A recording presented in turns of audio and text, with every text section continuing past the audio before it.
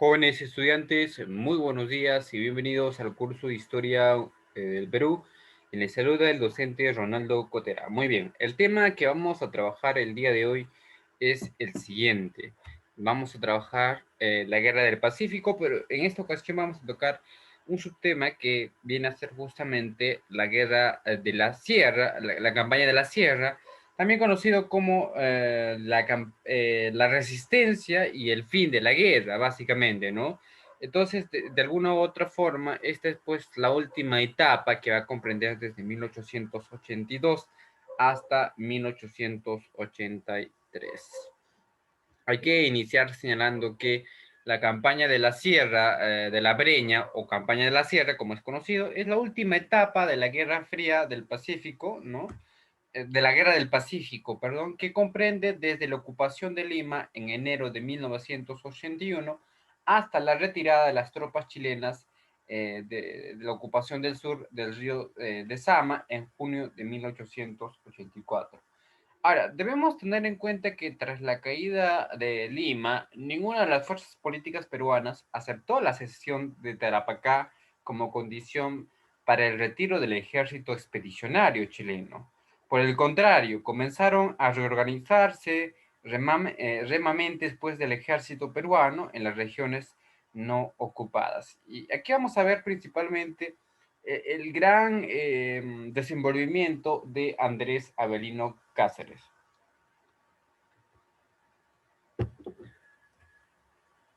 Ahora, alrededor de los núcleos de regulares se agruparon justamente numerosos campesinos e indígenas mal armados y sin instrucción militar, pero que defendían sus tierras, su sustento y a sus familias contra los abusos por parte de las tropas de ocupación.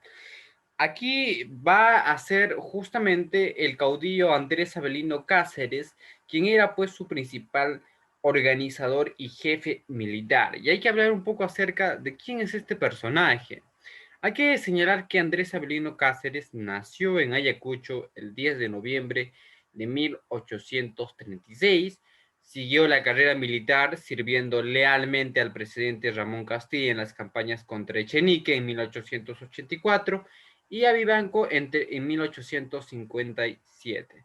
Además participó en el combate de 2 de mayo de 1866, defendiendo el Callao, que era pues bombardeado por la escuadra española. Lideró además como general del ejército peruano la resistencia en la Sierra Central contra la ocupación de la guerra durante la Guerra del Pacífico, ¿no? Entre 1879 a 1883. Después de la guerra con Chile, va a incursionar activamente en la política, fundando su propio partido, el Constitucional, el Constitucional. Hay que señalar que Andrés Avelino Cáceres se va a sublevar contra el gobierno de Miguel Iglesias en la Guerra Civil de 1885, en la cual ganó. La razón por la sublevación fue porque no estaba de acuerdo con el tratado de paz que se había firmado con Chile. El año siguiente va a ser elegido presidente constitucional del Perú, cargo que va a ostentar hasta 1890, ¿no? Y fue dos veces presidente del siglo, bueno, en el siglo XIX, 1894, fue elegido en un proceso muy discutido y fue derrotado en una nueva guerra civil por el caudillo Nicolás de Piérola.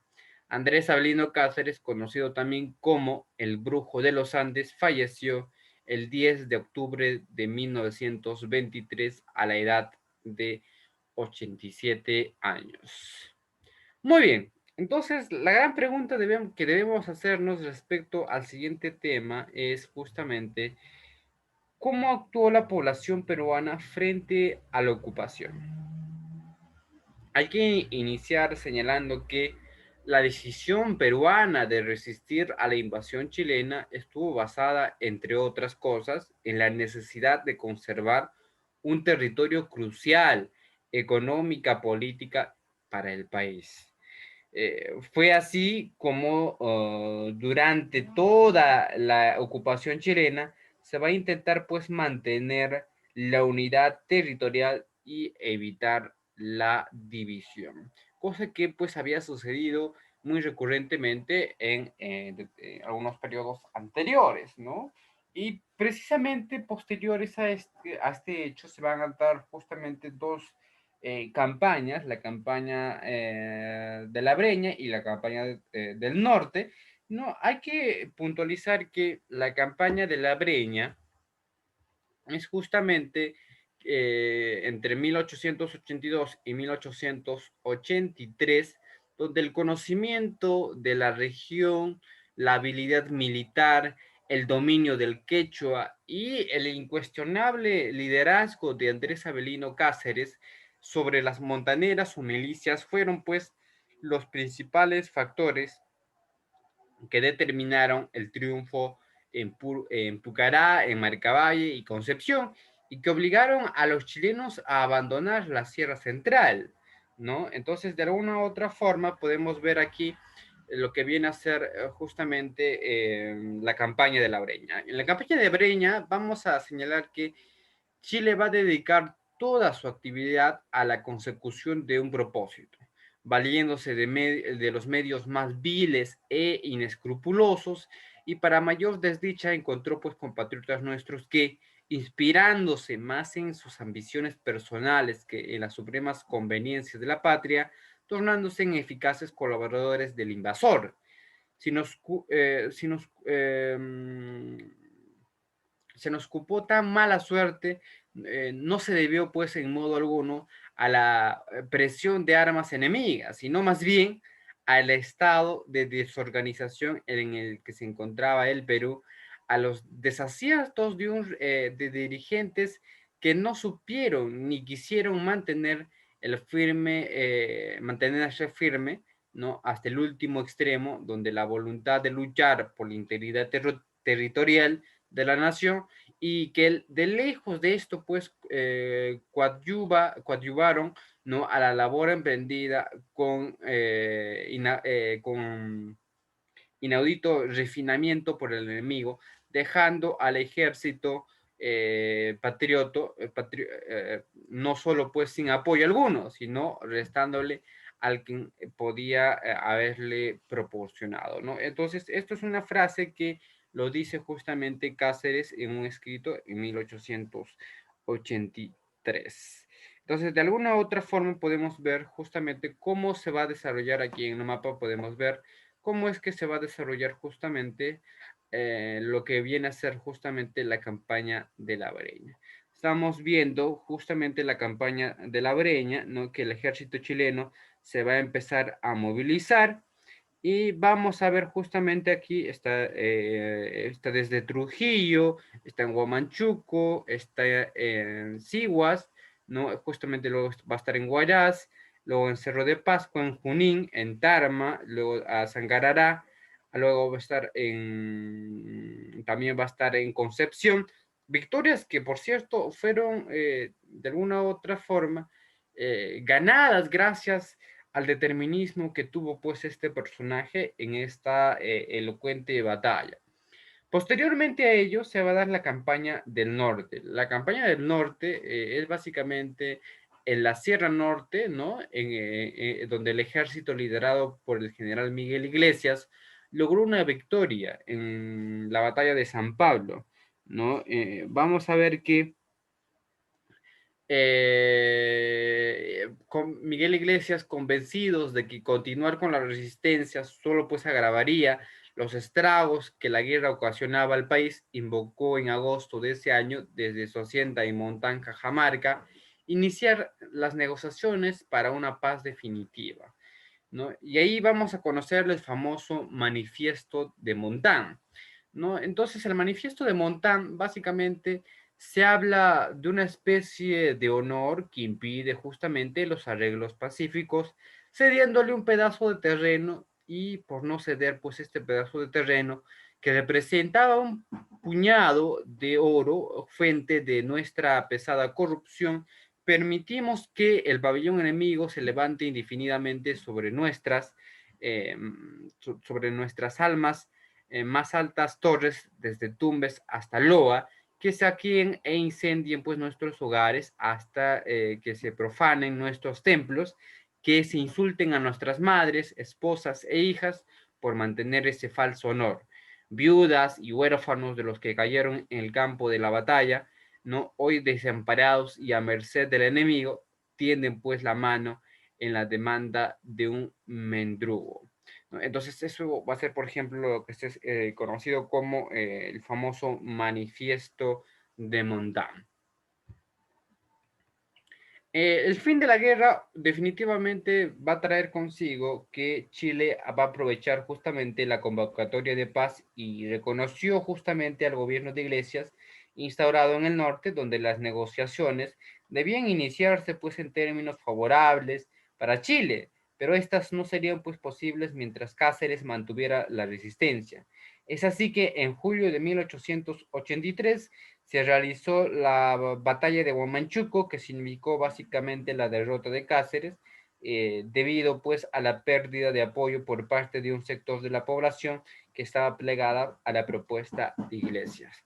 Entonces, de alguna u otra forma, se perdió justamente la guerra o la famosa guerra debido a la falta de apoyo que hubo en nuestra patria.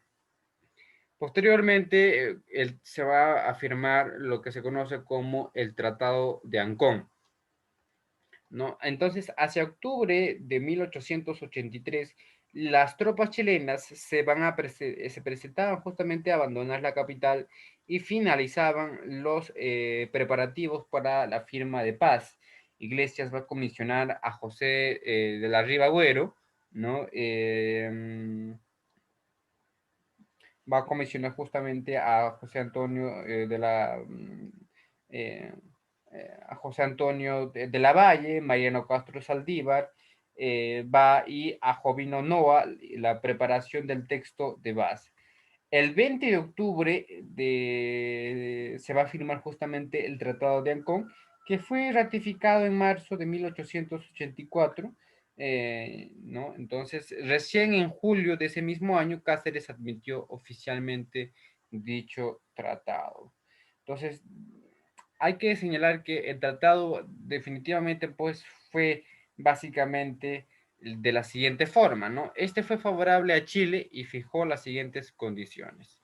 Primero, la cesión a perpetuidad de Tarapacá, desde el río Camarones, ¿no?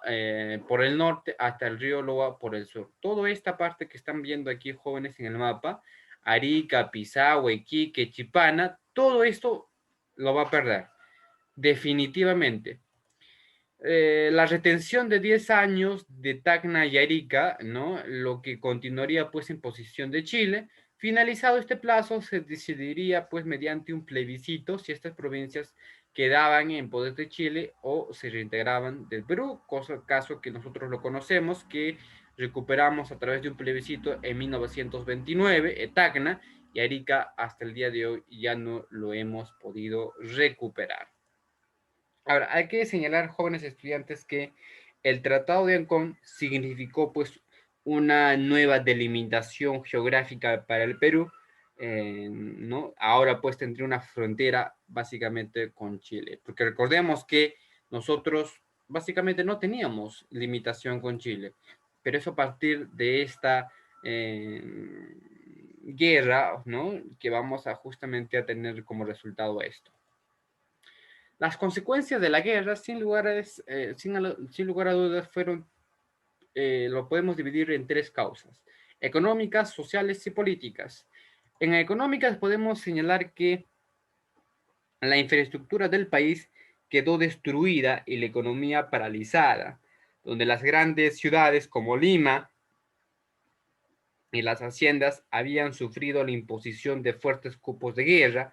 eh, las exportaciones cayeron en una cuarta parte, mientras pues que los ingresos del Estado de 35 millones de soles en 1879 se redujeron a un poco más de 1 millón en 1883, porque entre otros motivos los ricos yacimientos de salitre pasaron pues a manos chilenas. Eso es respecto a los económicos. Respecto a las sociales, podemos mencionar que la guerra exacerbó los conflictos sociales entre propietarios, trabajadores y campesinos. Así, mientras que los coolies chinos, ¿no? Que habían pues apoyado a las tropas chilenas contra sus opresivos patrones, ¿no? Los campesinos del centro del país, armados como montoneros, desafiaron el control de los gamonales. Entonces de alguna u otra forma eso también va a hacer o va a tener como consecuencia esto. Y finalmente, en el aspecto político, o la consecuencia política, aunque la élite había pues hecho grandes intentos por estabilizar políticamente el país, el caudillismo militar se vio nuevamente fortalecido, ¿no? Después de la guerra. Ahora, sin embargo, los estragos más indelebles de la guerra fueron de orden psicológico. ¿Por qué, profesor? Porque la derrota va a marcar profundamente la mentalidad de los peruanos, pues va a imprimir de alguna forma, ¿no? En ellos un ánimo de mercado, de un marcado pesimismo. Entonces, de esa forma nosotros podemos señalar que va a terminar justamente la famosa Guerra del Pacífico. Hasta aquí, jóvenes estudiantes, la clase del día de hoy. Espero que les haya gustado.